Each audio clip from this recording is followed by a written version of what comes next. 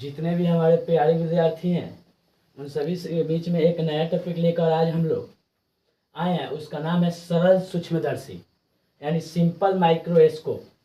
इसके अकॉर्डिंग हम छोटे वस्तुओं को बड़े करके देखने में इस उपकरण का उपयोग करते हैं।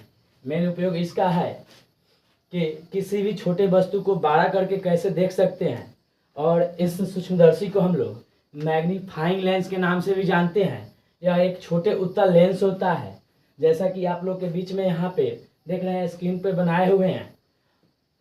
और इसमें प्रकाशी के यंत्र के बारे में कुछ बताएंगे। उसमें प्रकाशी के यंत्र यानी उपकरण, जो बात करें तो परिदर्शी, द्विनेत्री, सूक्ष्मदर्शी और दूरदर्शी एक कृत्रिम प्रकाशिक उपकरण है, जिसमें से आज हम सिंपल माइक्रोस्कोप की चर्चा कर रहे हैं। क्योंकि 12th क्लास में दो ही माइक्रोस्कोप के बारे में विशेष रूप से पढ़ना है, सूक्ष्मदर्शी और दूरदर्शी के बारे में। अगर बात करें तो ये परिदर्शी और ये द्विनेत्री तो सभी प्यारे विद्यार्थी हैं, ये सब जानते हैं कि क्रिकेट मैच होता है, उसमें बहुत सारे लोग जो होते हैं वो छोटे छोटे खिलाड़ी दूर से देखते हैं तो अच्छा नहीं लगता है, तो बड़े करके देखने पाने के लिए ये द्विनेत्री का उपयोग करते हैं। और द्विनेत्री भी एक छोटे वस्तु को बड़ा करके देखने में उपयोग होता है, और सूक्ष्मदर्शी भी उसी की तरह है। बट बहुत ज़्यादा अगर बड़ा देखना है तो सूक्ष्मदर्शी से भी काम नहीं चलता है। उसके लिए हम लोग को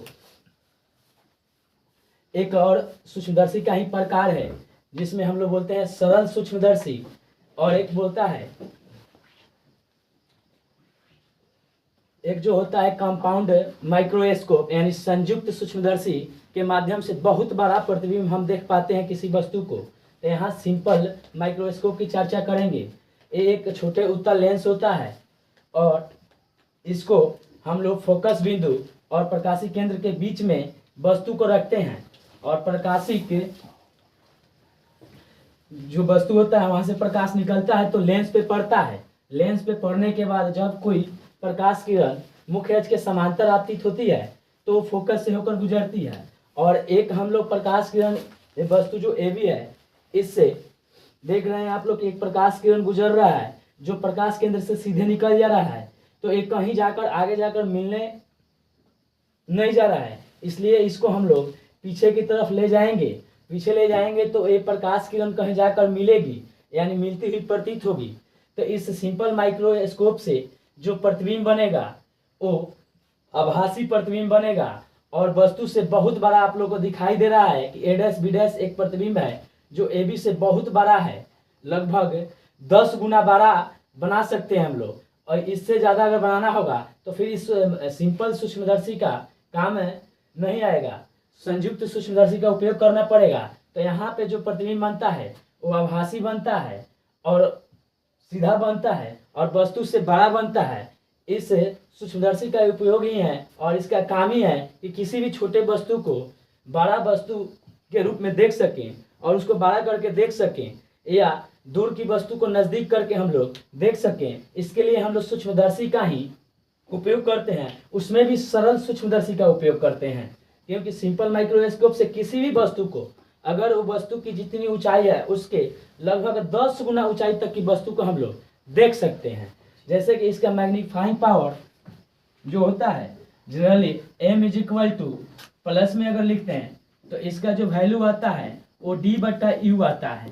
ठीक है, जनरली अगर इसी सूक्ष्मदर्शी के अकॉर्डिंग अगर हम लोग प्रतिबिंब को स्पर्श दृष्टि के न्यूनतम दूरी पर देखना चाहते हैं, जैसे अगर बोले तो D दूरी पर देखना चाहते हैं, तो उसके लिए जो मैग्नीफाइंग पावर होती है वो M = 1 + D/F हो जाता है।